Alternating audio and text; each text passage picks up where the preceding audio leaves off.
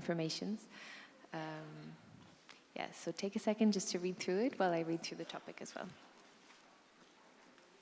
So, to infinity and beyond. Following the publication of the Space Strategy for Europe in 2016 and the promise of funding for space programs under the new long-term budget, how can the EU take a scientific and governing lead when it comes to exploring a global framework for the use of space technology? So, is there a member of the proposing committee that would like to deliver a proposition speech? Great. Afet, you're recognized.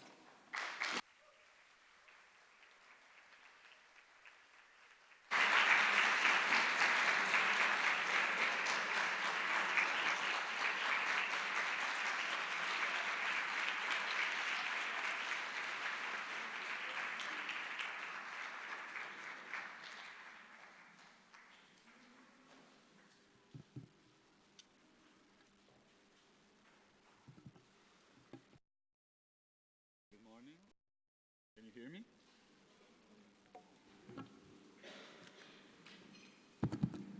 Okay.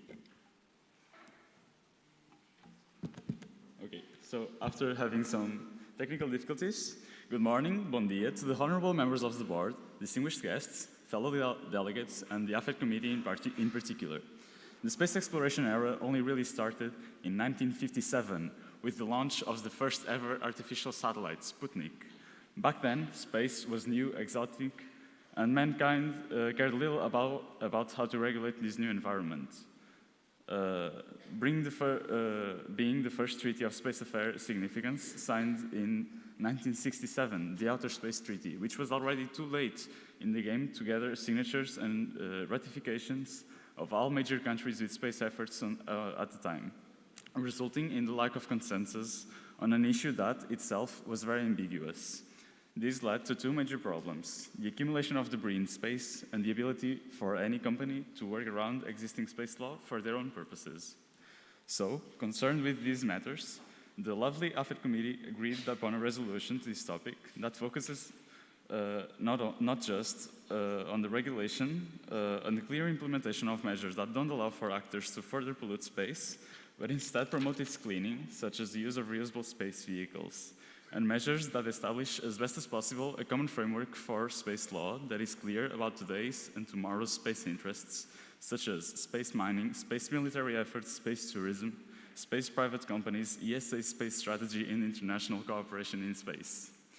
Though the marvelous AFET committee also considered it was best to give some of these last subjects their much-needed attention in such a way as to comprehensively arrange clear and down-to-earth solutions. For space security, we considered both the scandalous threat from cyber attacks and the existence of unregistered satellites in Earth's orbit. For space economy and private endeavors, we thought of ways to create the conditions for a clear and progressive space economy on all its existing and yet to exist profitable branches. And for international cooperation in space, which the AFET committee unanimously agreed it is of utmost importance that Europe and ESA stay one of the leading actors in space exploration in accordance with the European Commission's interests. As you can see, globally, the Simply Magnific AFET committee has proposed a resolution that has a comprehensive coverage of all space efforts and the issues that might surround space, and certainly only the most adequate solution proposals. Muito obrigado.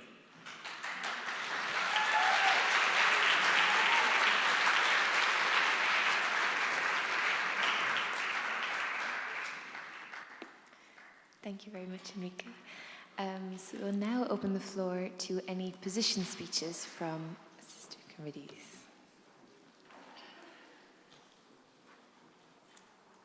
Great. So I think what we're going to do is start with the two econs. So Econ 1 and Econ 2. You're recognized. So you can both come up to the podium already.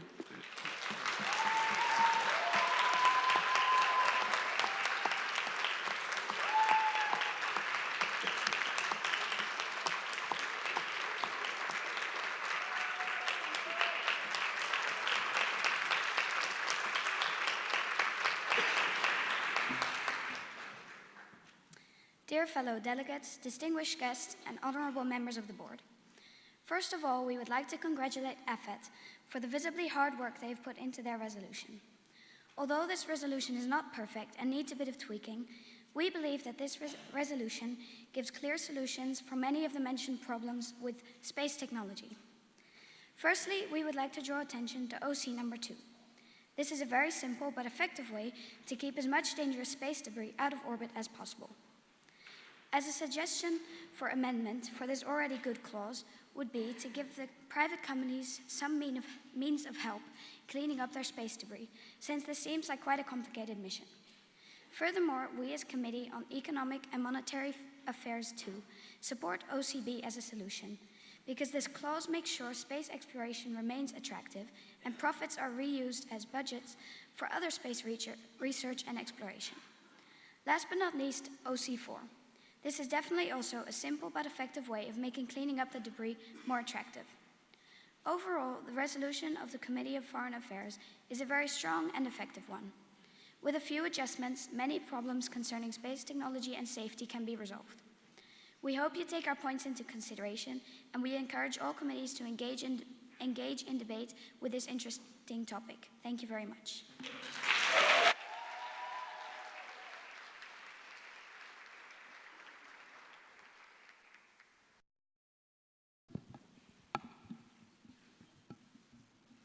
Honorable Board, dear fellow delegates, the leading character that the EU should acquire regarding a lot of sectors in space exploration has been highlighted many times. Unfortunately, dear AFET Committee, we believe that in the resolution you propose, you are referring only to a cooperation and consultant role of the EU and not a leading role. If we want to develop our space technology, we need to create research centers all over Europe and set zero taxation to startup companies related to space in order to urge them to innovation. We need to be the pioneers regarding space. You have made some good points, but there are all of them too general without having further clarifications on how they should be implemented in the future. Regarding your resolution, it is like the European Union has transferred its responsibilities to other organizations. The European Union must be the alpha and the omega. It should be the place where, if there is the political virtue, you set the goals and the specific timeline, and you are trying to succeed those goals. We haven't actually understand if the European Union will eventually have this leading role that your topic says. Space technology is not a bilateral issue between two countries, but is an issue that concerns the whole world and will concern us a lot for the next years.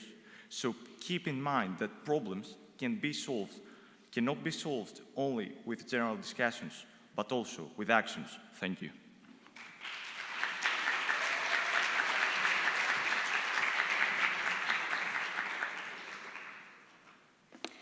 Thank you very much, Stella and Dimitris, for the first two position speeches of the day. So I'd now like to return to the proposing committee, if you would like to make a 1.5 minute response to the position speeches. Afet, you're recognized. Thank you very much.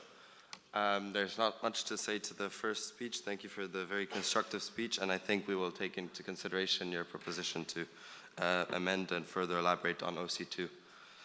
Thank you. Now for the position speech number 2 from the other Econ Committee. Space is a place for all of humankind. Europe can take a leading role, but we want to take a leading role with the rest of the world altogether. So, as you said, it concerns the whole world. That's why we as AFET thought that this should be an issue that is tackled by the whole world, and we will try and lead with Europe as well. Another point you mentioned is the 0% taxation. This is something that is not sustainable, and there are already a ton of research centers in all of Europe, Ireland, Luxembourg, and yes, we are AFET, and that's why we are not only focusing on how the EU is supposed to become a leading role, but how we should work together with the rest of the world. Thank you.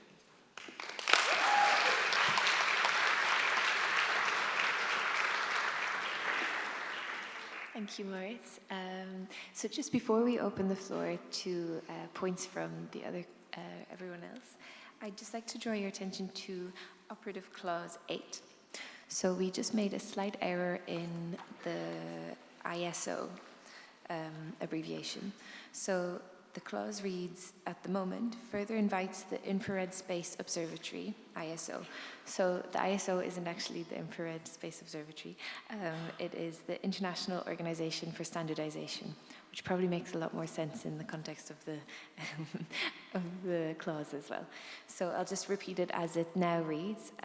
So operative clause 8 reads, further invites the International Organization for Standardization, ISO, to create mandatory health tests and standardized general training for all those who wish to travel in space regardless of their reason. Is that okay? Great. So, we're now going to open the floor to the first round of debate for the Committee on Foreign Affairs.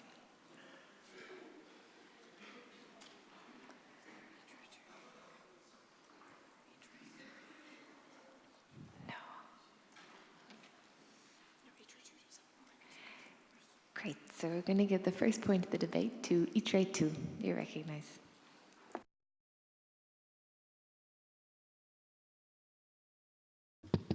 Yep. So, in order to keep our environment safe, we suggest you to implement an independent organization which will check the annual amount of space debris and the ways how space agency clean it up. There has to be created a way how to get rid of without making any harm to our environment, because space debris, especially remnants from rockets, can be rather dangerous for our nature. Thank you. Thank you, Inta. We'll now, ITRE 2, we'll now go to Inta, followed by DOA 2.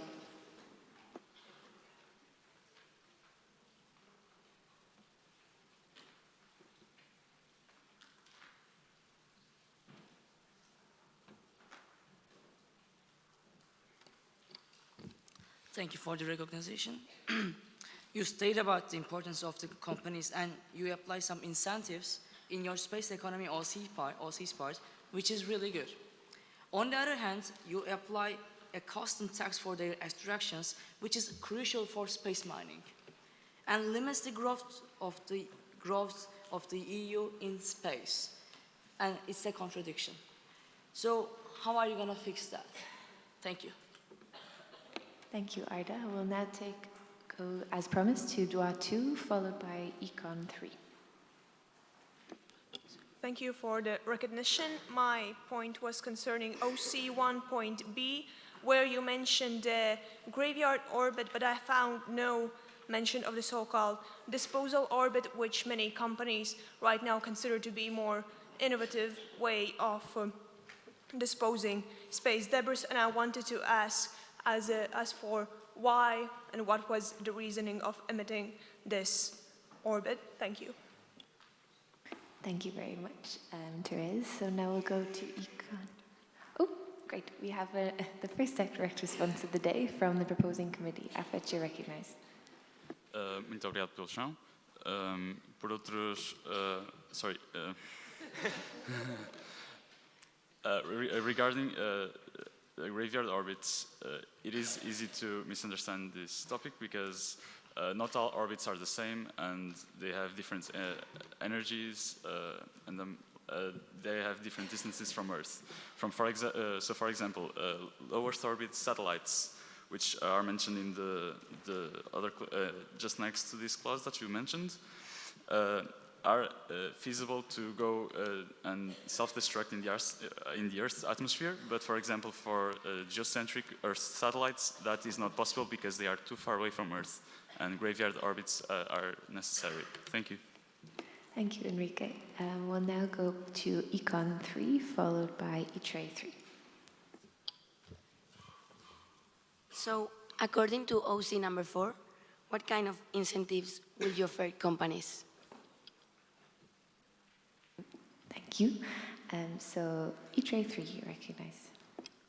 Thank you. In OC number 7, you propose to create the group of space law experts who will resolve some issues connected with the space, but such expert group already exists, and it names like the International Institute of Space Law, and it functions already. So do you really think that creation of such organization will be useful? Thank you. Thank you very much. We'll now go to Econ 2, followed by Empel. Well, okay. Regarding the fact that you mentioned that you wanted the ESA to take a leading role in the worldwide space industry, how do you propose to do that? So, I mean, let's take into consideration that, for example, NASA has a 20,000 million budget, and the ESA has just 5,000 million. So, I mean, the gap is that big that that investment is not reliable. I mean, we cannot do such an investment, take into consideration that people here, they don't really know about space and they don't really care. So I think it's more that we need to focus on trying to encourage and raise awareness about that, so that we could, in the not too distant future, raise the budget. Thanks. Thank you very much. We'll now take the point from Empel as promised, and then we'll return to the proposing committee to respond to this round. So Empel, you're recognized. Hi, my name is Luke Piercy from Empel Committee. Also regarding OC number 4, we believe that no companies are going to want to take the responsibility of cleaning up space debris. Also, if you could again elaborate on the incentives you would give to these companies. Maybe some financial incentives to do research, since these normal companies don't really have the sufficient information to do this cleanup of space debris. Thank you. Great, thank you so much. So we have a direct response from Libe, which we'll take before returning to the proposing committee. So Libe, you're recognized. Thank you for recognizing me. I'd just like to add that it's also too costly for private companies that own satellites to also clean their space debris, as they require equipment such as ferromagnetic coating the exterior of the spacecraft, which might cost up to 53 million euro, meaning that simply subsidies from the European Commission may not be enough. And instead, there could be some private companies who already exist that are responsible for cleaning space debris. Thank you. Great, thank you very much, Libe. We'll now return to the proposing committee to respond to this round of debate. So Afet, if you're ready, you're recognized.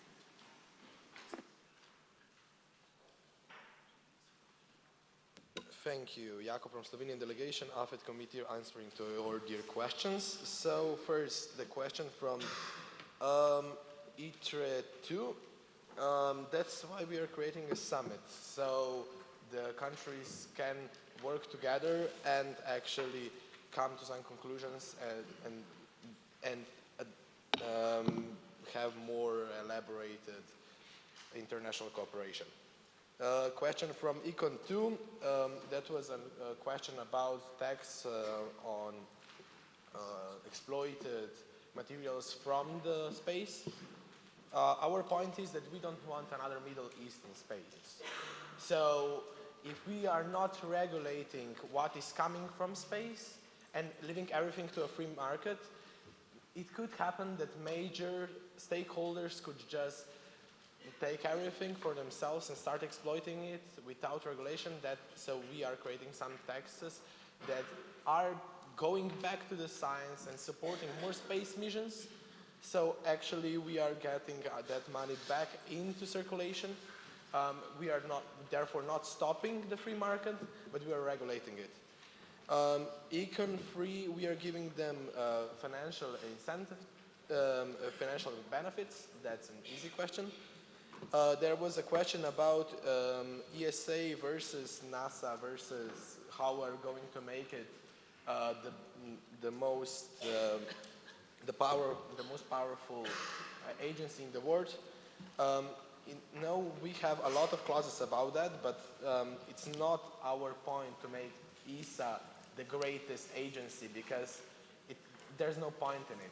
We are trying to collaborate with all the countries and to regulate and to have, to prepare for the future in space. Regarding ESA, we think that we did a good job with that, because we are creating long-term contribution. If you look at the OC number, I think it's around 10, 11, something like that. we are saying that countries should make long-term budgets for ESAs, so therefore we could have more secure projects. And also we are adding private companies. There was another question about companies. Again, we are giving them benefits, and also because no company can go up without our permission. Our point is that we can add that criteria that companies must bring their space debris back to Earth to the criteria for actually taking off. So they cannot go into space if they are not willing to bring some space debris down with them. Thank you.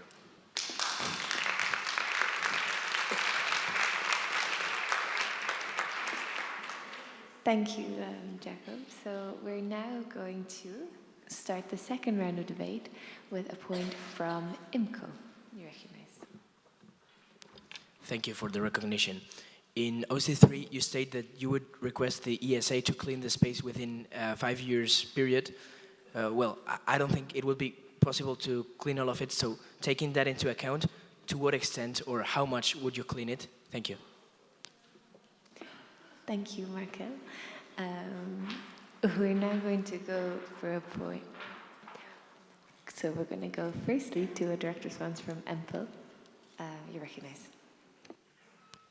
So thank you for recognizing me. I totally agree with the point because like how should, can you explain like how should that cleanup look like? Thank you. Great. So we have another direct response from Econ 2, which we'll go to now. Further agreeing with the last two direct responses, so space debris is actually responsible for serious damage and therefore serious costs, not only to the ESA but to NASA as well. So I do not think that unfortunately 5 years is a plausible time to try and fix this issue. Thank you. Great. You're very awake this morning. We're going to go for another direct response from INTA. Thank you. In the past, there have been multiple theories and projects regarding the cleanup of space debris, as it is a very pressing matter. I don't think the issue is so much to find solutions for this, it's just to give companies incentive to invest in these, and that is exactly what the proposing committee is doing. Great. Thank you, Wiley, for continuing the series of direct responses. We're now just, I think someone's microphone might be on. If you just double check that your microphone's off. Cool, thank you. Oh, we have, so Dua 1, we were about to take a point from you anyway. Would you still like your direct response, or would you like, yeah? Okay, you're recognized.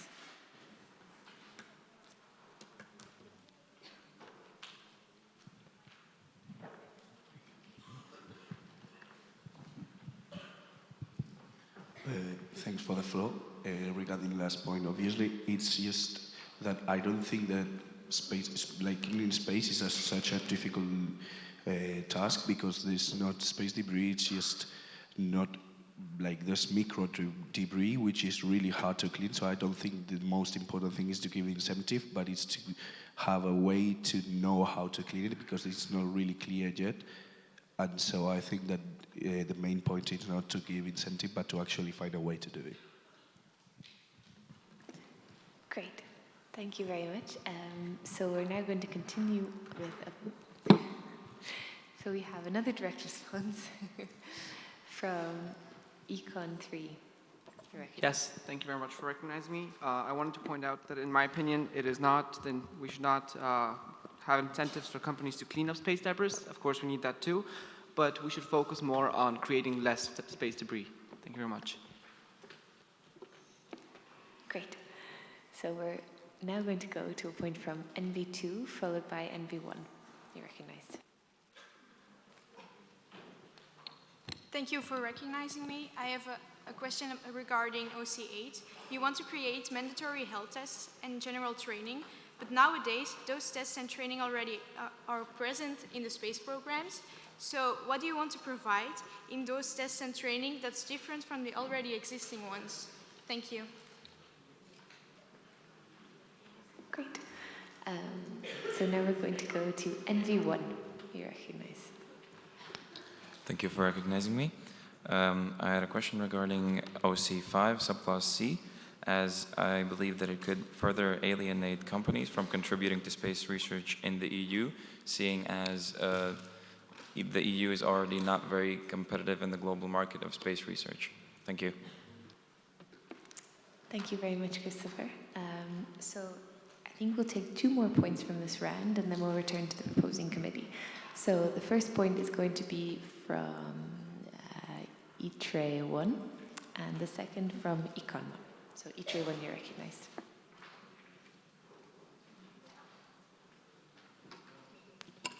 Thank you for recognition. My point regarding OC number 14. Do you have any information about cyber attacks already executed on space infrastructure? Because I think that high secure standard can make new launches even harder to implement. So the point is, high security standards can slow down technology development and new launches. Thank you. Thank you. Would you mind, there's just a point of personal privilege. Would you mind just repeating your point, just the last bit, I think, where you summarized as well, just for the proposing committee, and just speak a bit closer to the microphone. You can sit down if that's easier as well, don't worry. I can try again. Yeah, perfect. So the point is regarding OC number 14 and higher security standards can slow down technology development because it's already too hard to make a launch, and higher standards can make it even harder. And question if do you have any information regarding implemented attacks on current infrastructure? Is it clear? Great. Thank you very much. So that was a point on the high security standards and slowdown in, or yes, technology and slowing down technology development. Is that okay? Cool. So we're now going to go to the last committee that I promised, which was Econ 1, before returning to the proposing committee. So Econ 1, you recognize.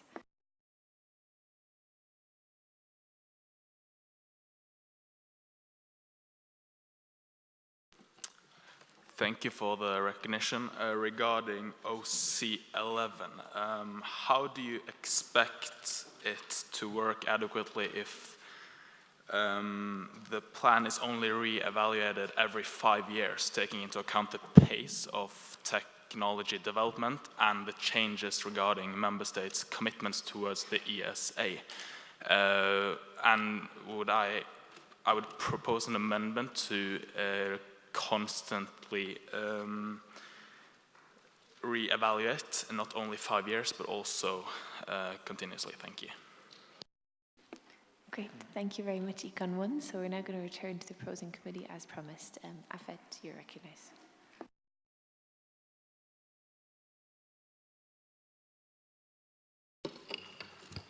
Thank you for recognizing me. First, we had the question from Inka about OC3, about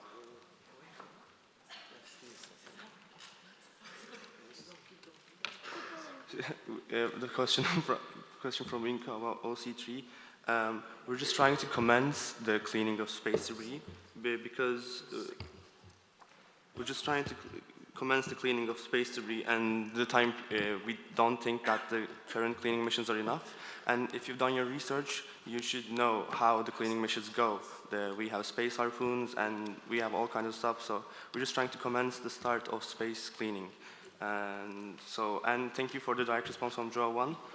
We are taking into consideration your amendment, and we also have many clauses about cleaning already, so you should read the resolution clear enough. And the question from MV2 about how we're going to standardize the training for space.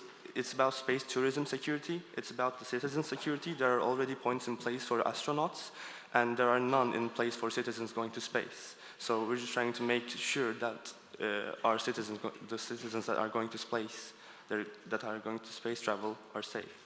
The question according to OC14 by ITRE 1, I think you completely missed the point, because we implement cybersecurity and the cybersecurity standards to actually make things go faster. So if there is no cybersecurity, then specific stakeholders or EU in general cannot be sure. And I think you don't understand the importance of cybersecurity in this clause, because imagine what can happen if a GPS satellite was hacked. And the question according to OC11, we're trying to make them participate throughout the resolution. I mean, we're trying to, all the member states of ESA, they participate according to their GDP, and we want more member states, and we state that throughout all of our resolution. And according to the question, according to OC5 by NV1, was we're trying to make an international body, because if we don't make this, like, imagine, as my friend Jakob answered from the first round of the debate, he was talking about how we don't want a free market, a completely free market, and that's why we implement taxation. Thank you. I think that was all. Thank you very much. Great. So we're now going to open the last round of debate of the very first resolution of the day with a point from ITRE 3. You're recognized.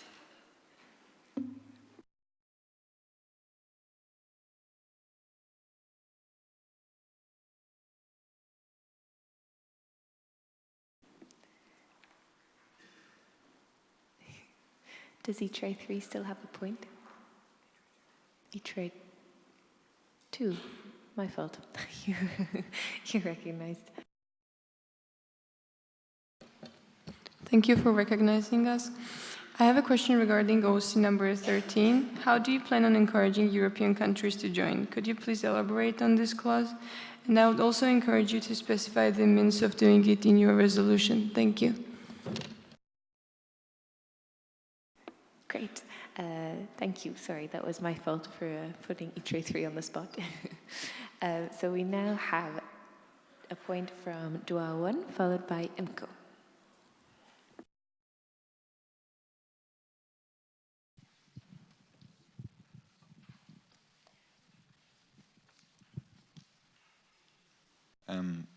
Thank you. I have a question regarding OC5B. Would you please define excessive profits? This phrase is way too ambiguous, in my opinion, and potentially even prone to abuse if nations start using this clause against rivalry. Like the other rival countries which they hold a grudge against, or at least the economies of those countries. Thank you. Thank you, DOA 1. We'll now take a point from IMCO. Thank you. I would just like to say that I think your resolution would be enhanced by the inclusion of an OC dealing with the impact of introducing large amounts of resources to the market. If you consider, say, the rock or 16 site orbiting between Mars and Jupiter, which contains an estimated $700 quintillion in value of gold, the introduction of this to the market would devastate the aspects of the global economy that rely on gold, creating financial instability. Hence, the need to have an OC dealing with this issue is tantamount, as ignoring it is downright neglectful. Thank you. Great, thank you very much. So we'll now take a point from the committee sitting in front of you, DOA 2. Thank you for recognizing us. We've got a point regarding OC 15, which states that enhancing cooperation within PESCO is needed. So, taking this into account, it could lead to security competition with NASA regarding space security. The question is how to ensure it does not happen. Thank you. Great, thank you. So we'll now take a point from EMPL.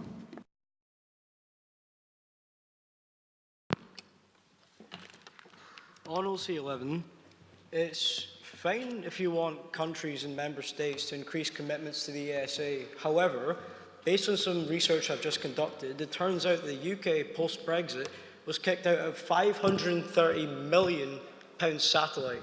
So I don't think it's fair to ask us to increase our contributions whilst getting less out of it every single year.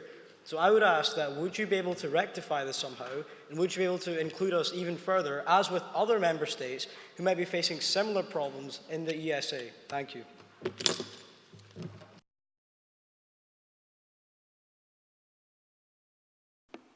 Thank you very much. So we're now going to take the last point of debate for this round, from the last round as well. And it's going to go to Econ 1. You're recognized. Thank you for recognition, and I would like to address OC19, and that's how are you planning to have the tenders in global scale or just in European scale? Thank you. Great. Thank you very much, Econ 1, for concluding this round of debate. We'll now return to AFET to respond to this round and to the final round of this resolution. You're recognized.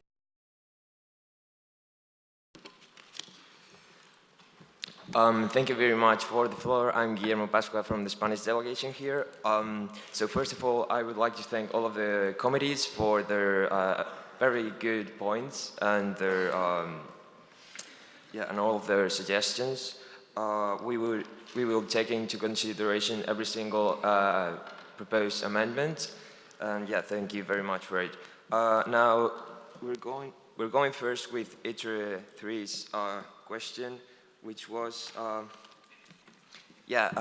can the EU make more countries join the ESA? Well, actually, space is a very attractive industry, and therefore there's not much to do, because once we set the rules for international cooperation, these countries themselves will see how beneficial that will be for their economy.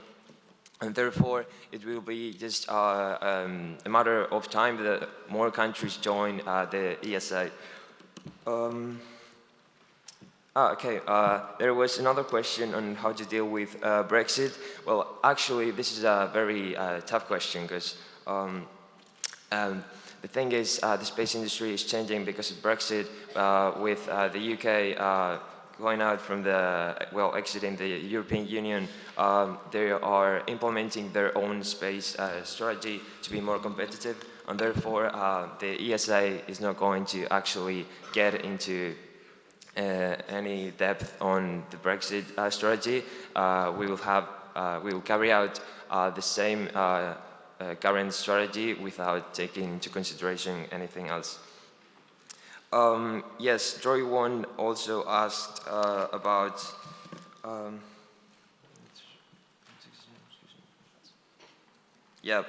so about the taxes on excessive profits. Well, this is actually something that we still have to deal with, because we are now proposing the creation of this international body, okay? So we have proposed the structure of this body, but we still have to analyze the situation and come to an agreement on numbers, which will be the last thing to agree on. Someone mentioned also how are we going to deal with competition with NASA, for example. Now, as we have proposed in our resolution, it's not about the budget the European Union has for space industry. It's about the structure of our space system. NASA works together with private space companies, which is what helps fund many missions, and that is the approach we want to implement for future development of the European Space Agency. Now, for the last question, Inko asked about whether bringing gold from space would just saturate the global economy. Well, actually, this is the reason why we have taxes to regulate this. So it will be a controlled market, yet a free one. So thank you very much for all of your points. And that's it. Thank you. Thank you, Guillermo. So that concludes the rounds of debate, and we'll now allow the proposing committee to take a minute just to consider if they want to propose an amendment to their resolution. So while they're doing that, just read through again the resolution, think about the points that have been raised during the debate, and maybe how you would already, how you would like to vote.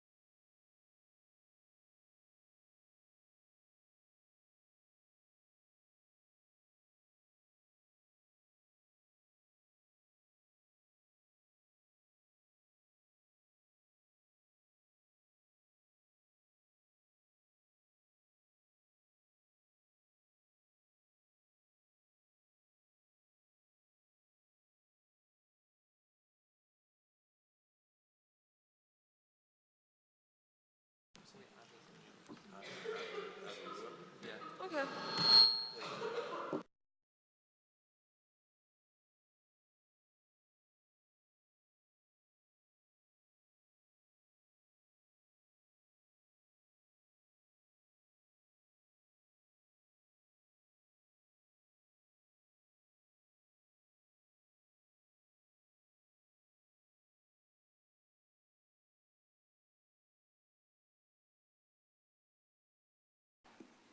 Would the proposing committee like to suggest an amendment? Great.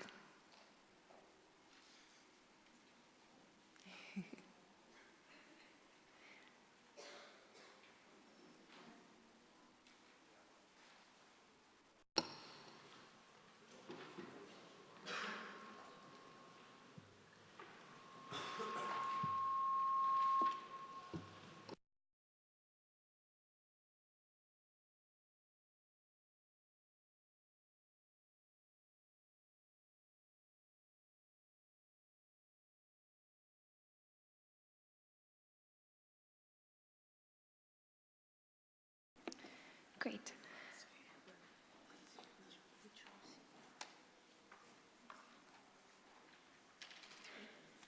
So the proposing committee would like to suggest an amendment that is, or they're going to add an amendment for a new operative clause 23.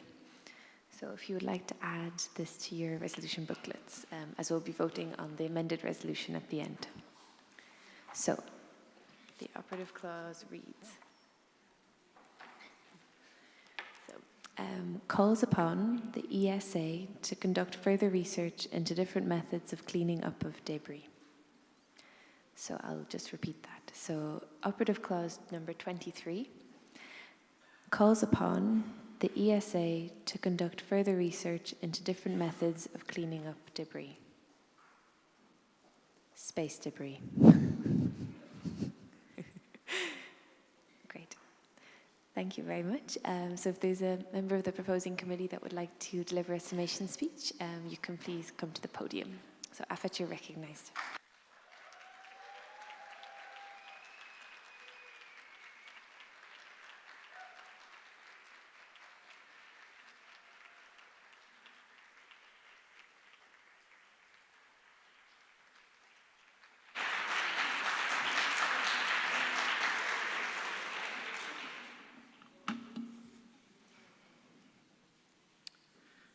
Madam President, Honourable Board, fellow travellers, let me invite you to close your eyes and join our committee on a journey, an exploration of outer space. As we all sit here in our vessel, our ship, if you may, we travel through our cosmos, which is now a safe and clean environment, without debris or danger.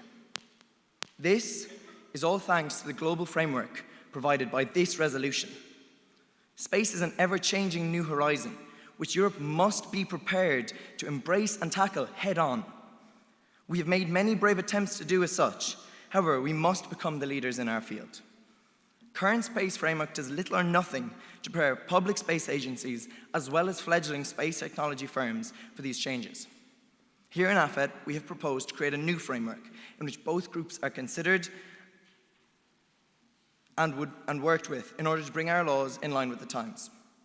The current treaties that govern our universe are outdated, originating from a time where space was simply another medium to demonstrate one's military prowess.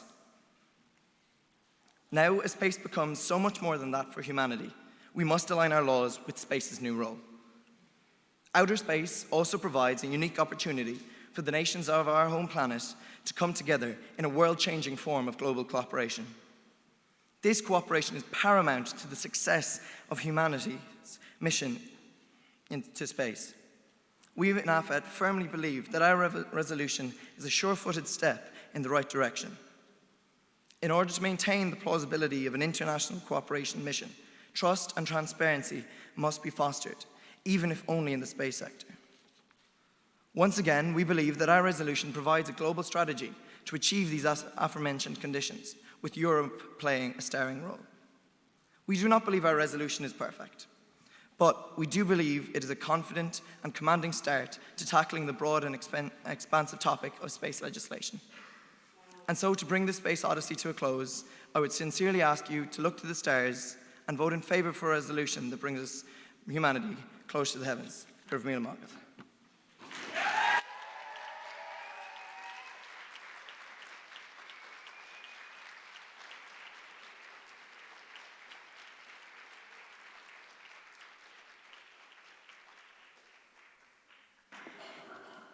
Thank you, Aidan. So that concludes the resolution, the motion for resolution from the Committee on Foreign Affairs, and we'll now take the votes. So if chairs could collect the votes, and we're just going to be using the GA stats, so no show of hands, just to speed things up a little bit today. So if the chairs could collect the votes, and then I'll let you know when to submit them, so try not to submit them too early.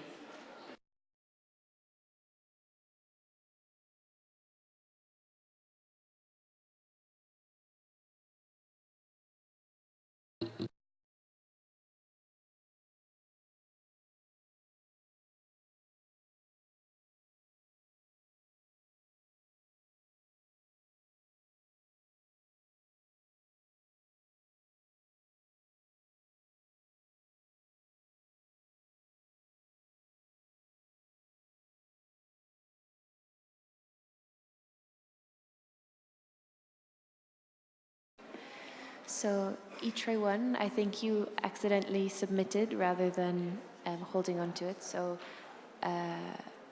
we'll just wait and resubmit it again. So we've deleted that one.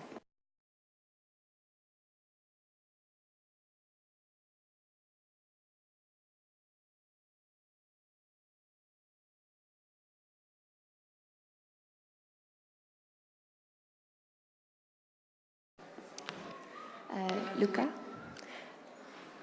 We're going to delete it and then submit it again when we say for everyone to submit it, okay? Thank you.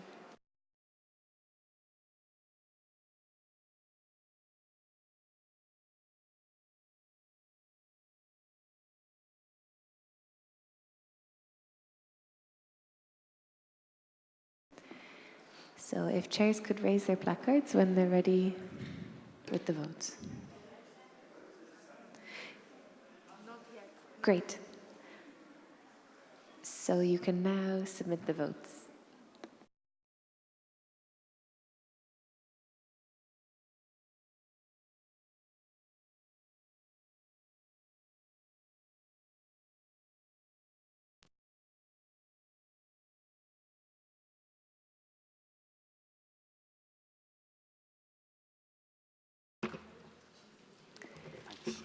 So just as we wait for the last few votes, it's my pleasure to announce that the Committee on Foreign Affairs has passed. Congratulations.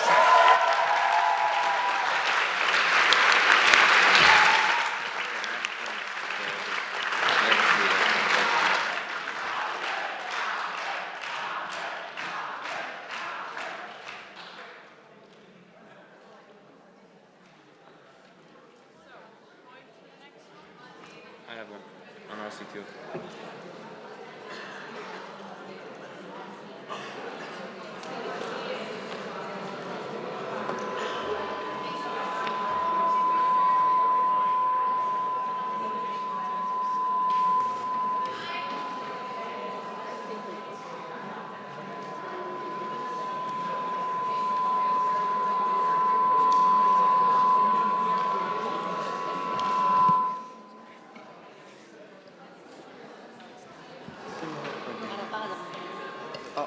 Christian, can you stop playing with your microphone? Thank you. So now we're going to move to the second motion for resolution of today. It's going to be the motion for resolution by the Committee on Economic and Monetary Affairs 2. Can I have a bit of silence for Econ 2, please? Thank you. As a reminder, you have nice tables to put laptops to work. If you are on your laptops, it's very much to be working on the resolution. If you're not working on the resolution and you're doing something else on the laptop, I'm going to recognize spontaneous position speeches from you. Great. So motion for resolution by the Committee on Economic and Monetary Affairs 2. The topic reads as follows. Euro turns 20. With the Euro celebrates its 20th anniversary this year, aspects of the Economic and Monetary Union, EMU, still remain incomplete. With the Commission's stated ambition of finalizing the work by 2025, what further steps should the EU take to ensure a robust governance structure for the Euro area? Is there a member of the proposing committee willing to deliver a proposition speech? Econ 2, you recognize you can approach the podium.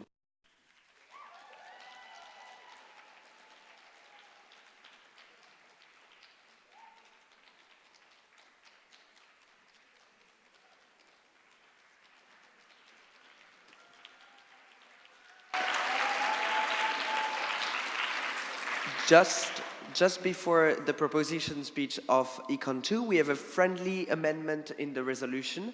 The ICK, European Deposit Investment Scheme, is not investment, but insurance.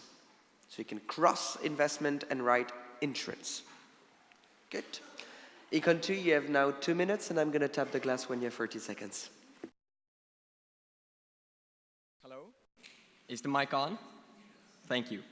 Fellow delegates, many of us take the euro for granted. We travel without changing currency. We export and import products and services without issue. We work and study outside of our home countries. This is all possible because of our shared common currency, the euro. The euro has made prosperity, peace, and productivity we experience today a possibility. In Econ 2, we wish to safeguard these benefits. To do that, our proposed resolution is of utmost experience and importance. Our operative clauses, calling for the completion of the European Banking Union, updating the European Central Bank's mandate, and resolving the transparency problem existent in the European Monetary Union, all ensure a strong, resilient, and stable union, capable of handling the crisis of today as well as those tomorrow. Currently, the EMU faces a crisis of trust. While public confidence in the single currency is at record highs, member states remain unwilling to participate in further economic integration, fearing having to bail out weaker member states. Yet continued economic integration remains the safest and most certain way of avoiding another crisis like 2008 or 2012. Our proposal of completing the European Banking Union by instituting a common and shared European deposit investment scheme would mean safeguarding the personal savings of all of us currently saving money in banks. Even if the bank of your choice fails, Europe has your back. Further, our resolution works towards solving the EMU's democratic deficit issues, to make sure that public confidence and trust in the currency remain stable and remain high. The European Parliament is currently in discussion considering the implementation of a European finance minister. In Econ 2, we strongly support this proposal. A shared European finance minister, in addition to the national ministers, would ensure efficient cooperation and collaboration between the Union's different economic institutions and member states.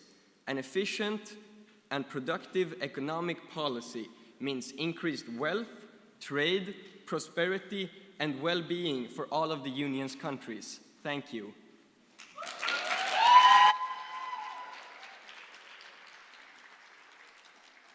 Thank you very much, Econ 2. Now it's my pleasure to open the floor for position speeches. Is there any committee willing to deliver a position speech?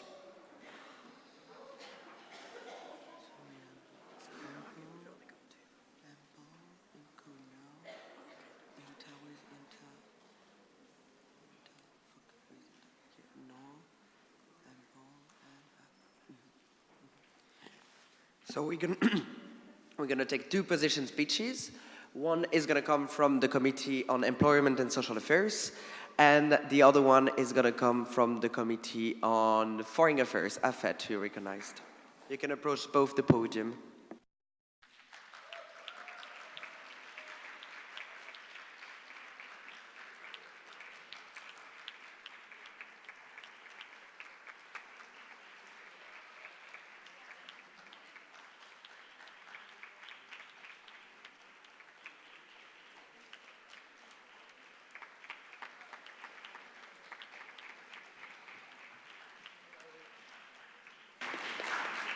You have 2 minutes each, and I'm going to tap the glass when you have 30 seconds. All right.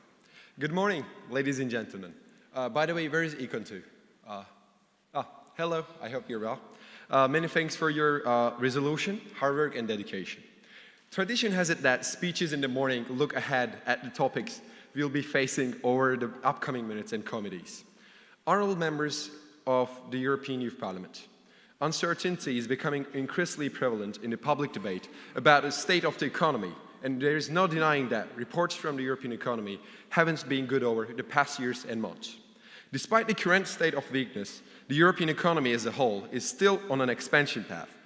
Growth in Europe is building on favorable financing terms, rising employment levels, and increasing wages. Since I mentioned these problems, let me extend my speech and talk about the solutions proposed by Econ 2. It actually begins with the governments themselves. A modern digital public administration benefits everyone. This is why the completion of the European Monetary Union is essential than ever. Proposed changes in the policy of the European Central Bank and EBA is also essential because we must not forget that part of some periods were marked by the financial and sovereign debt. Before I finish my speech, I would like to compare two different things. Please listen carefully, ladies and gentlemen. Not only did the Beatles from the United Kingdom shape the music of their time in a way that no other band has ever managed, they also showed what makes a good band. It needs to be greater than the sum of its parts. The same is true when musicians come from different musical backgrounds and were previously solo artists. Which takes us back to the present and to the European Monetary Union. Some 19 countries decided to form a band for the long haul. This band has now been gracing the stage for 20 years, already twice as long as the Beatles. With that in mind, it's more likely the Rolling Stones. There is no end in sight. The monetary union was put to test on more than one occasion. We cannot deny that there were crises. My point is that we have to follow a different policy approach and try to further economic integration while we improve accountability and addressing the issues of the economy. Ever since I started talking, I mentioned majorly the problems so that you can understand the importance of the solutions proposed by the Honorable Committee Econ 2.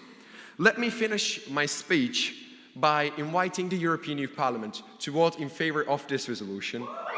And thank you. And I would like to end my speech with a Beatles lyrics. I know you, you know me. One thing I can tell you is you're gonna be free. Ladies and gentlemen, let it pass and let the European economy be free and united again. Thank you.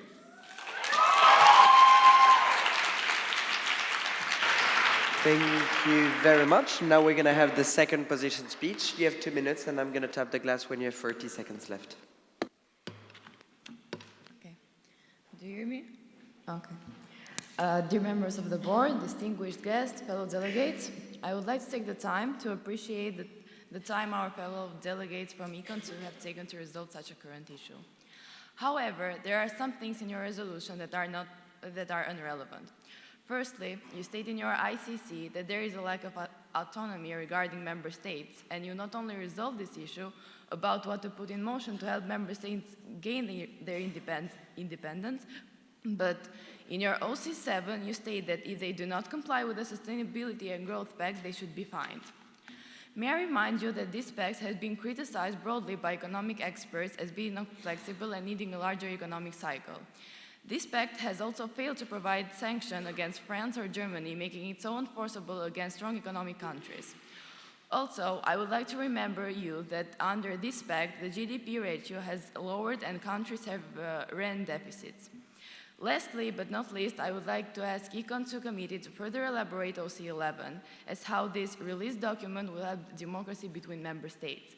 In conclusion, I think your resolution doesn't solve some important issues, so I would propose my fellow delegates to vote against it. Thank you.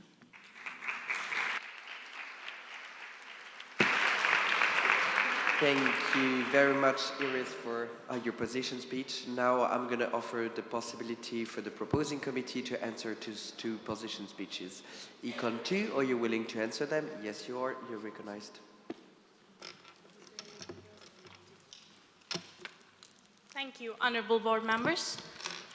We would like to begin by thanking both speakers for their inspirational and inclusive speeches. On behalf of my committee, let me begin by the speech delivered by the honorable delegate of Ample, which was in support of our resolution. We would like to appreciate the remarks delivered by the delegate and once again express our appreciation that most of the delegates here in this room representing the European youth agree with our solutions. And we would like to draw once again attention that our main goal with this resolution was actually completing the European Monetary Union, and we can clearly say that we managed to do that with all of our OCs indicating clear actions. Once again, if we move to the remarks delivered by the honorable representative of the Committee of EFET, we definitely understand your concerns, and we would like to say that we will take your concerns into consideration during the course of the debate. Let me begin by explaining some of the remarks that the honorable representative gave. The honorable representative drew attention to ICC, which mainly focused on the member states' lack of ability to move independently in terms of economic policies and economic actions. Our resolution actually consisted of many suggestions in regards to that problem. I would like to draw attention to OC8 and OC4, which actually addresses directly to this problem.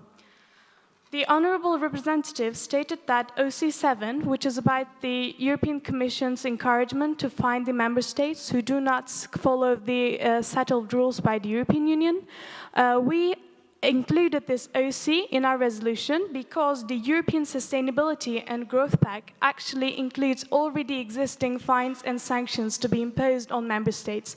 However, since the European Commission didn't manage to impose these fines, there is a problem of trust between the member states. And the OC8, the one that comes after this OC7, is the direct response to this problem, since the ESM is going to utilize regional fiscal assistance in order to allow member states to move more independently, but still in compliance with the European fiscal authorities and European monetary policy.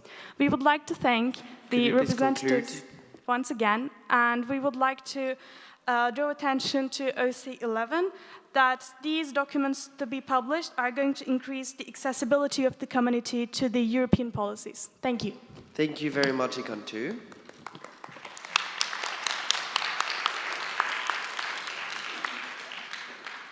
Before opening the first round of open debate, two announcements. The first one is only water in the auditorium, so no coffee, no Coke whatsoever. And the second is, everyone, can you switch off your mic? Thank you. That was the second one. Now it's my pleasure to open the first round of the open debate. And we're going to start with a point from ITRE 2. You're recognized. Thank you for recognizing me. In OC10, you mentioned that the ECB governing body should attend live-streamed hearings, but since the president of the ECB and other executive board members already regularly attend EU Parliament, and those are live-streamed, could you please clarify what would be the point of these hearings? Thank you. Thank you very much. Now we're going to take the direct response from the Committee on Employment and Social Affairs. And Paul, you're recognized. Yeah, just to add on this point, we would also like to know who would be leading these live stream hearings, and if these are already candidates for the governing body, are they really going to need these hearings? Thank you. Thank you very much, Paul. Now we're going to move at the back of the room with the Committee on Human Rights 1, draw 1, you recognize, and then we're going to take a point from Econ 3.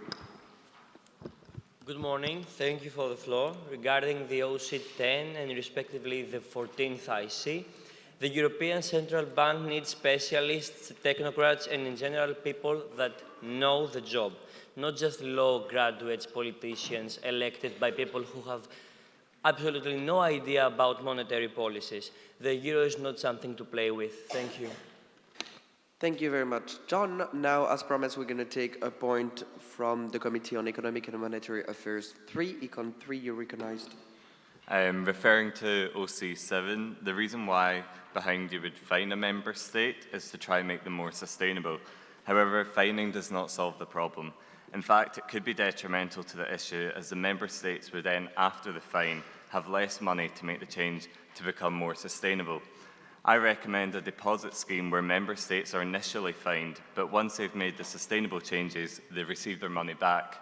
Therefore, this is an initiative to do so. Thank you. Thank you very much, Econ 3. And V2, I see you, you're recognized. Irene Sandenido. So I will totally agree with my fellow delegate, and I would also like to add that most probably the member states that do not follow the rules of Sustainability and Growth Pact is because they're not financially stable at the moment. And so if those countries, if you fund those member states, it's going to affect, first of all, the low-income countries in those member states. Thank you. Thank you very much, Irene, for your direct response. Now we're going to move to the Committee on Industry 3, ITRE 3, you're recognized.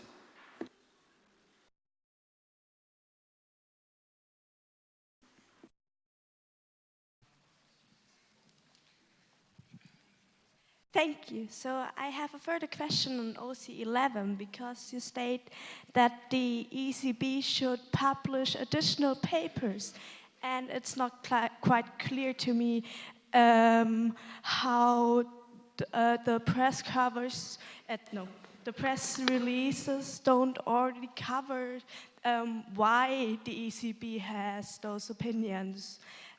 So could you further elaborate why the papers should be published and what papers exactly? Thank you. Thank you very much, Verona. Now we're going to move to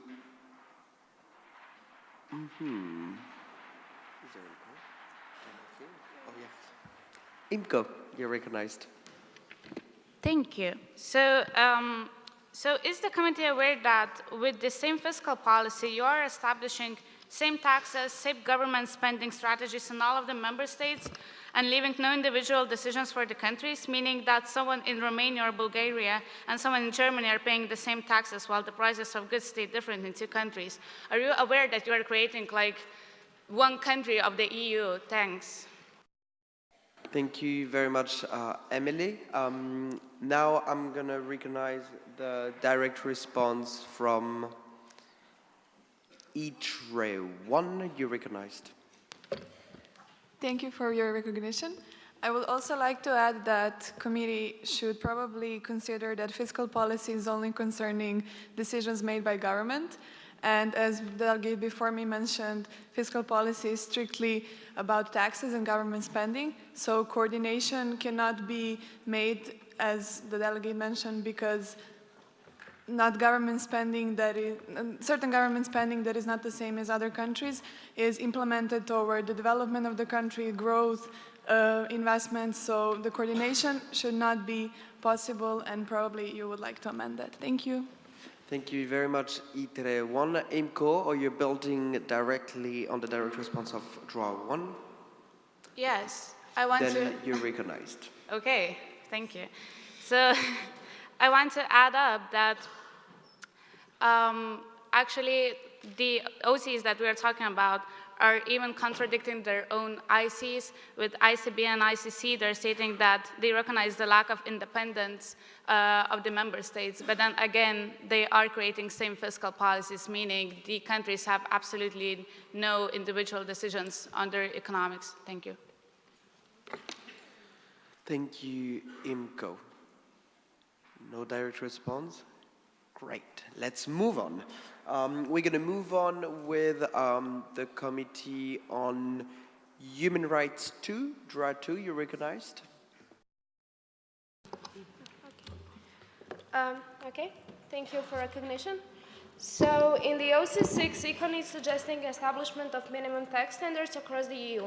Now, bearing in mind that low taxes are a way in which many countries are trying to boost areas of their market or sometimes even promote certain ways of consumption, for example, drastically lowering tax on eco-friendly products, don't you think measures such as minimum taxation would be harmful for both sovereignty of the countries, some of their economic policies, and in the end, satisfactions among the citizens? Thank you. Thank you very much. Now we're going to take a very last point for this round of open debate. And this very last point is going to come from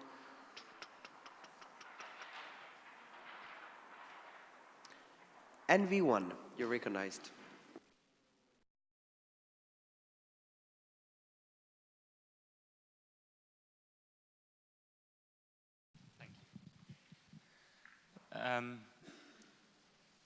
I wanted to talk about the democratic deficit. Of course, it's true that the European Central Bank, the ECB, isn't a democratic institution, and that's a problem for an institution with as much power as it has. But the plus side of it is that when there's a civil servant at the head of it, that means that there is a certain consistency which is not too much influenced by political fluctuations through the years. So I'd ask the committee to also take a look at the plus side of the democratic deficit. That sounds strange, but of this problem. Thank you. Thank you very much, NV1. Now, as promised, we're going to give the proposing committee the chance to answer this first round of open debate. Econ, are you ready to answer the first round? Yes, you are. You're recognized. Thank you very much for recognizing us, and thank you for the raised questions. First of all, I will answer the questions regarding the fiscal policies and the fiscal central authority that we suggested in our OC.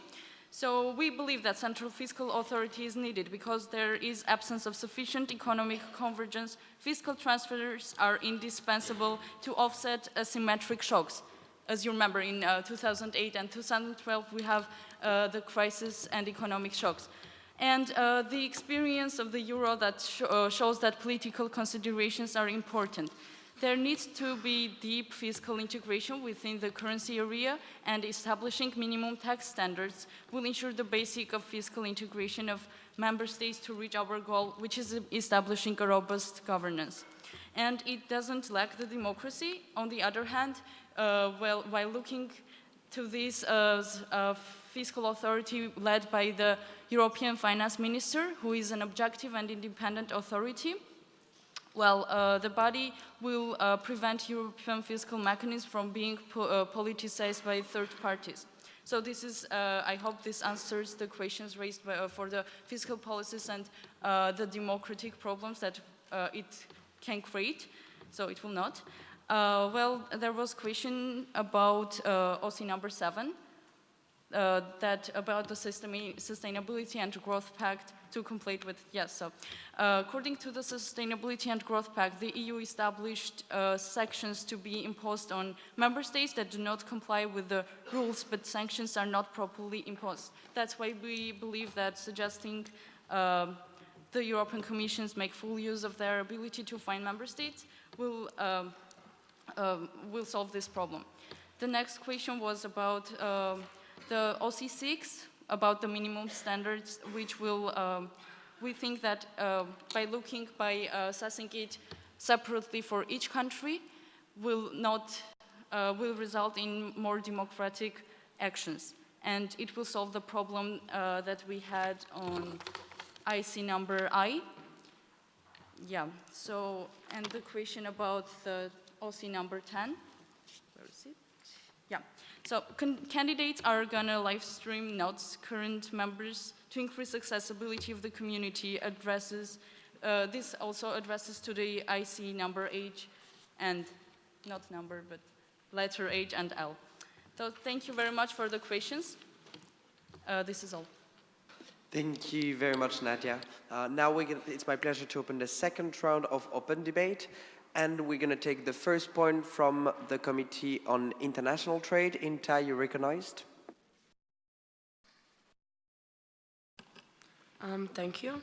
In your ICO, you state that you are deeply concerned by the complexity of EMU mechanisms and basically the lack of their public understanding. But I don't see this IC being solved anywhere in your OCs. So maybe I would suggest you could add an OC about this, or you could develop your OC 11 and basically build on that. Thank you. Thank you very much, Inta. The proposing committee wants to direct response. Your point, Econ 2, you recognized. ICO is actually dealt with in OC number 11 because they are going to publish documents that explain the actions of the EU with more simplicity so that citizens can actually understand what the EU and the Euro project is happening. Thank you. Thank you very much, Econ 2. Now we're going to take a point from the Committee on Industry Research.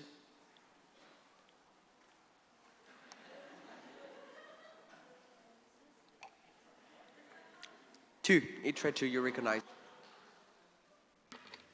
Thank you for recognizing me. In OC 11, you mentioned publishing documents, but wouldn't this create security risks since most of the documents are already published a few years after they lose their risk and security importance? So thank you. Thank you very much, ITRE 2. Now we're going to go just behind you to Empol. Empol, you recognized. Thank you for recognizing me. I just wanted to make a point about our session. So experts say there's a recession every 10 years. Last recession was in 2008, so one big is coming. And we already have an example of a Euro crisis in Greece. So we just wanted to hear our main arguments that will guarantee us a stable monetary union, even if recession hits. Thank you very much. Thank you very much, Empol. Now we're going to take a point from NV2. NV2, you're recognized, and you're going to be followed by ITRE 1. Thank you for the recognition. The contradiction of ICC and OC5 has already been touched upon and explained, but I am still worried about the further alienation of member states that have not yet adopted the euro due to the fear of decreased economic sovereignty. And as a supporter of the euro area, I would like to ask the Econ Committee if you have considered how to expand the euro area and not further alienate member states that have not yet adopted it. Thank you. Thank you very much. Now, as promised, we're going to go to ITRE 1. You're recognized. Thank you very much. Regarding OC number 7 and 8, I would like to state that they are contradicting each other. As in OC number 7, you want to implement fines, and there are lots of European countries that have great amount of debt and also downgraded economies, and you're not going to help them. And then in OC number 8, you actually say that you want to create more economic opportunities. So what are you going to say about that? Thank you very much, each and one. Now we're going to take a last point for this round of open debate, and this last point is going to come from the Committee on Civil Liberties, Justice and Home Affairs. Liebe, you're recognized. Thank you for recognizing me. So regarding OC number 9, I wanted to know a bit more specifically what could be the desired criteria you are mentioning. Thank you.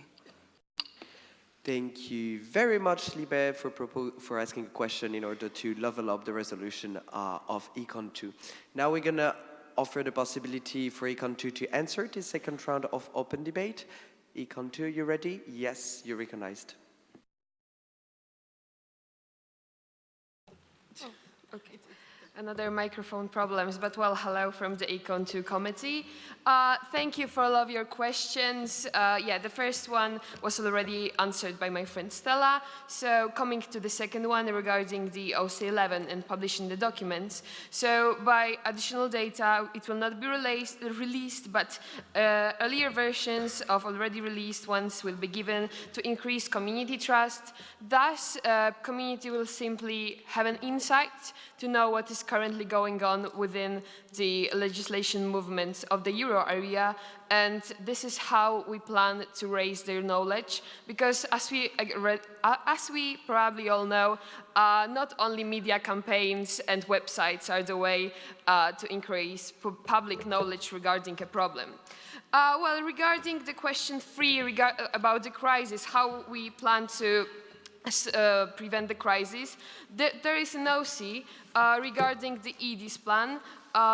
This is the OC 4th, and basically this EDIS plan is what is going to prevent us from the next crisis, because it stops the countries just to give the loans to the countries that are currently in debt, just like Greece, that the countries were made to give the loans for this country, but the whole capital will be stored in one deposit insurance fund, and this is how the help may be granted in a moment, and it is simply secured by a higher authority. Fourth question is answer to the fourth question regarding the expanding the member states who actually adopted the fiscal policies, is that we want to, for the first time, we want to actually be concerned about the member states that are already in the union, because as we know, house cannot be built without the fundament. So, well, we need to firstly be concerned by that. And the fifth question was regarding OC 8. The last question was regarding OC 9, yeah.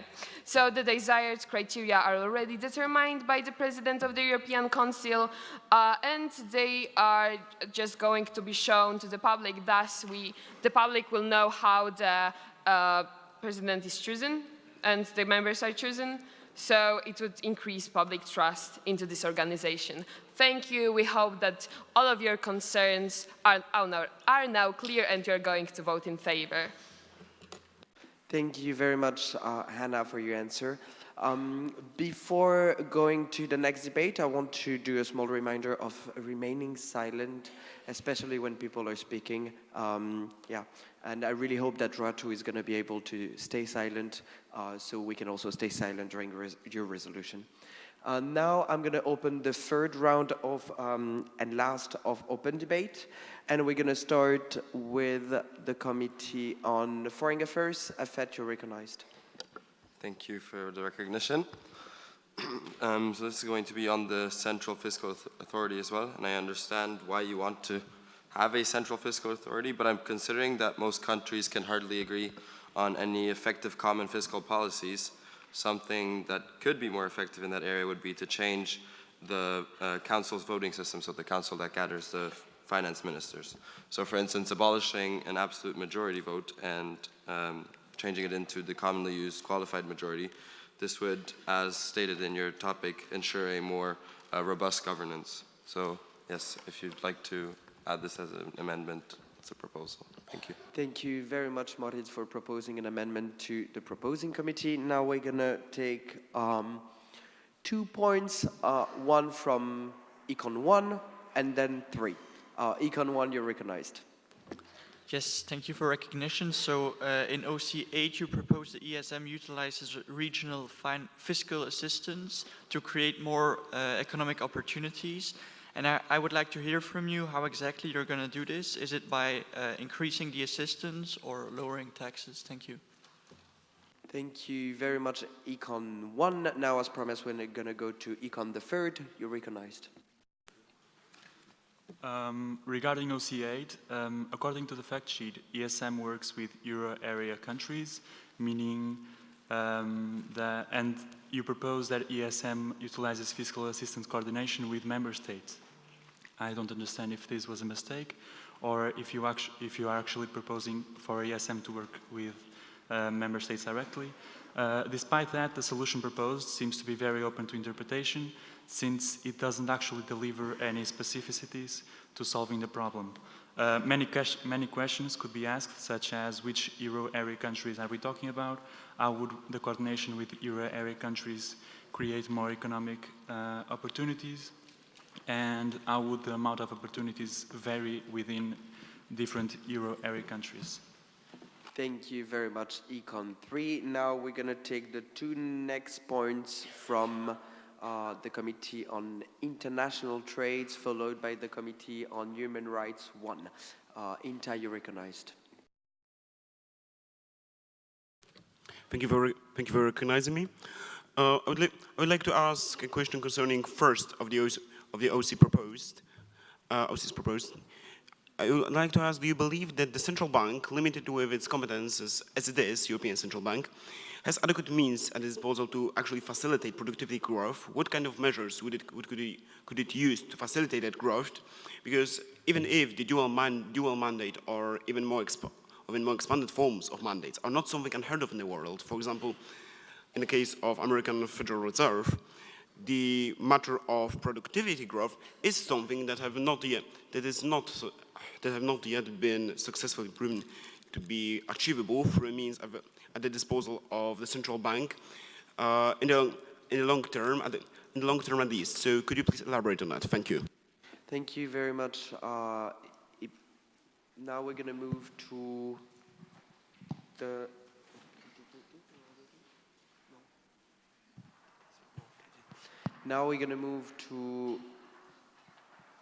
draw 1.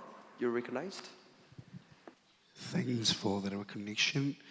The contradiction between IC3C and some OCs has already been spoken about, but I would like to go a step further and suggest an amendment, because I don't see any OC regarding the lack of independence of the member states. So I would like to this being kind of trying to be solved. Thank you very much, Ibai. Now I'm going to take a point from your sister committee, Draw 2. You're recognized.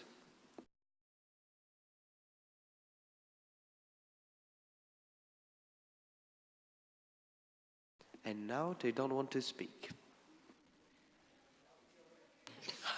Excuse me.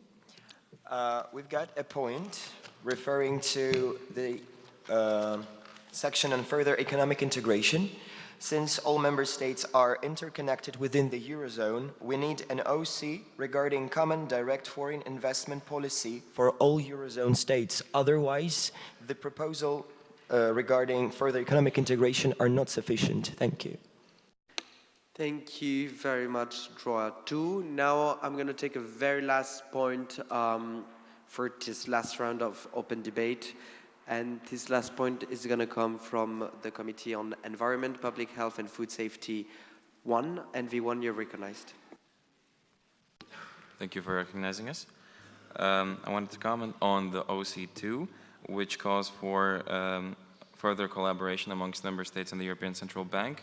I believe that this is not needed because the European Central Bank's main decision-making body is the Governing Council, which meets twice a month and consists of 19 representatives of 19 governors of member states' national central banks, and this is exactly what they do. They coordinate economic and monetary policy. Thank you. Thank you very much, NV1. Now, as promised, we're going to offer the possibility for Econ 2 to answer this last round of open debate and already think of potential amendments to the resolution. Econ 2, are you ready to answer this last round? Econ 2, you're recognized. Yeah, okay. First and foremost, thanks to all of you for your constructive points, and I'll start answering the last point. Okay, so we actually think there's an actual need for collaborative and cooperation between EBA, ESRB, ESM, and ECB.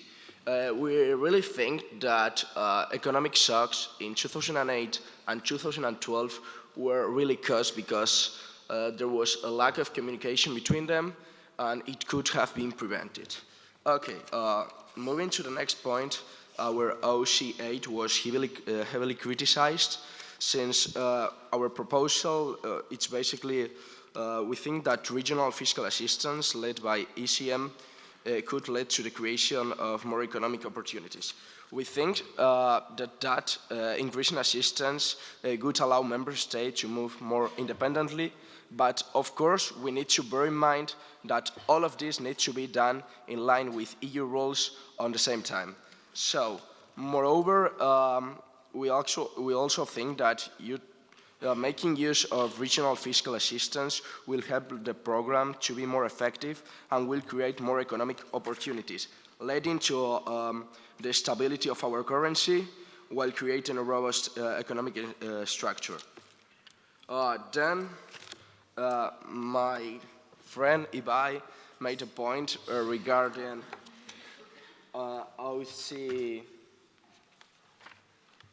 OC2, yeah. I really advise you to go to the footprint number 56, I think. So you go to the link and all the amendment and all the information, it's actually there. And is there anything else I need to explain? And I think that's all. Yeah, thanks. Thank you very much, Janender. Now I'm going to give half a minute to the proposing committee to think and discuss about a potential amendment and to send it to the board as soon as possible.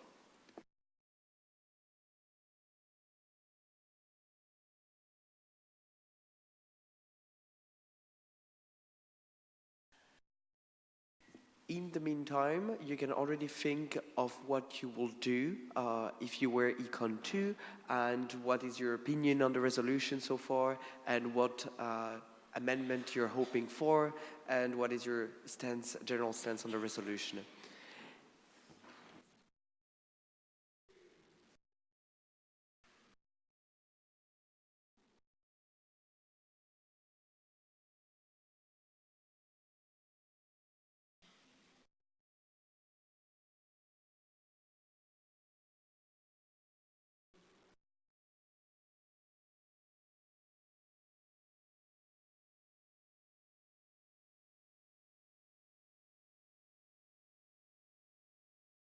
Bold the amendment, the part that changed.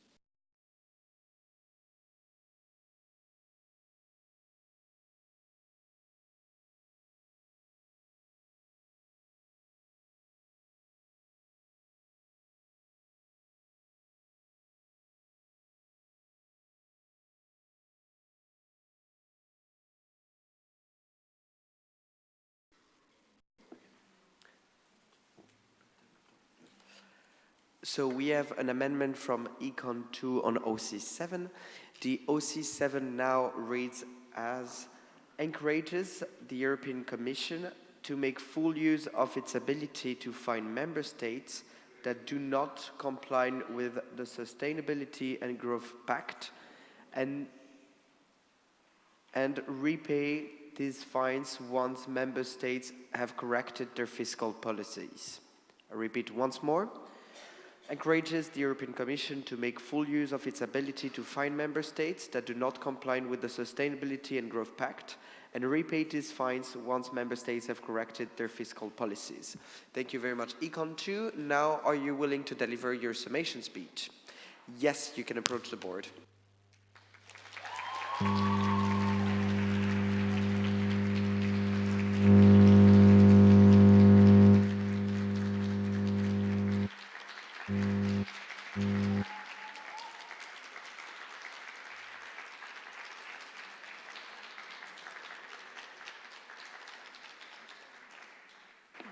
You have 3 minutes, and I'm going to tap the glass when you have 30 seconds. Cool. Dearest committees, board and fellow delegates, we have been Econ 2. We've attempted to represent the euro and all of its achievements. The euro as it stands is 20 years old. It has barely reached adulthood in terms of age. However, it is such an achievement in which a young currency has grown hugely to be in competition with its counterpart, the Great British Pound and the US dollar. But our job was not to look at the euro on the outside, but to look in. Our resolution is the euro self-improvement package. Unlike other currencies, we refuse to allow the euro to be ruled by policies that are over decades of years old.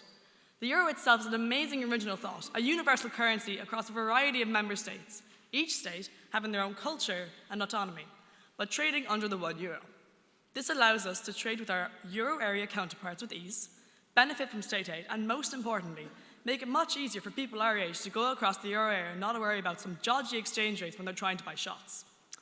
ROCs have allowed the euro to improve by looking into the past, looking back to the years of 2008 and 2012, in which through corruption and sheer lack of regulation, almost everybody in this room was faced with a parent, sibling, friend, losing their job, emigration, or wondering if they could even afford the monthly rent.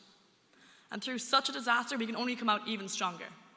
From these disasters, a multitude of financial bodies who had similar responsibilities were founded with a multitude of approaches for fixing financial crises, fixing interest rates, and creating a stable currency.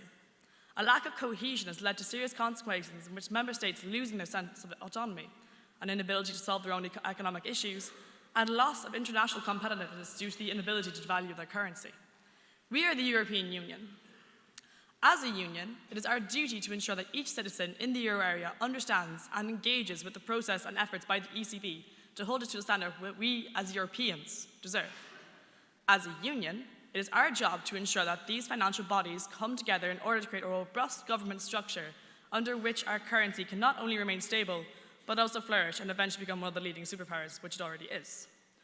In Gaelic Irish, we have a saying, "Níneart go cur le chéile." In unity, we are stronger. And through our fix of OC7, I do believe, I see you, Luke, I do believe we have reached this thing. Thank you very much for our committee, and good night, like.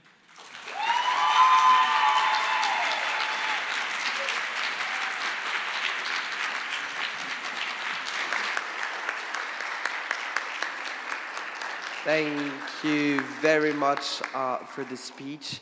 Now I'm going to ask all the chairpersons to gather the committee votes and submit as soon as you have them.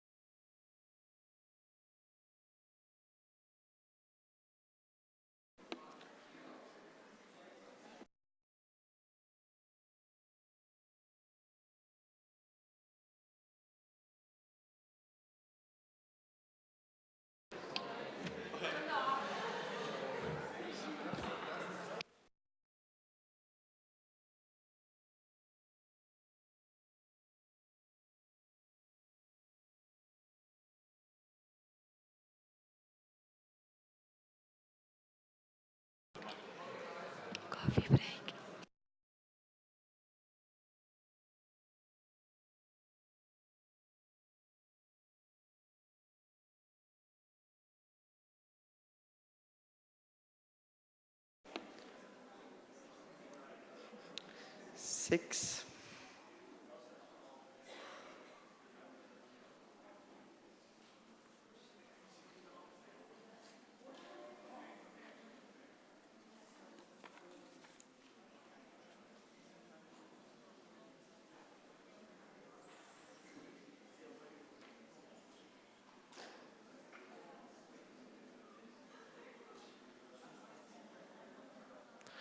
I think we're still missing IMCO.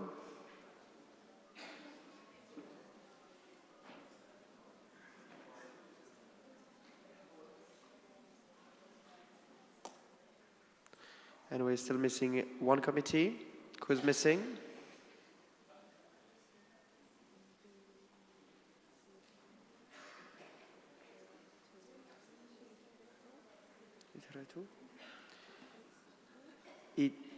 No.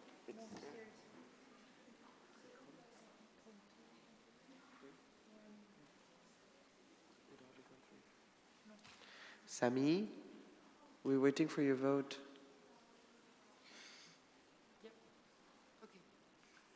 Good. So thank you for this debate. With that, it's my utmost pleasure to announce that the motion for resolution by the Committee on Economic and Monetary Affairs 2 has passed. Congratulations, Econ 2.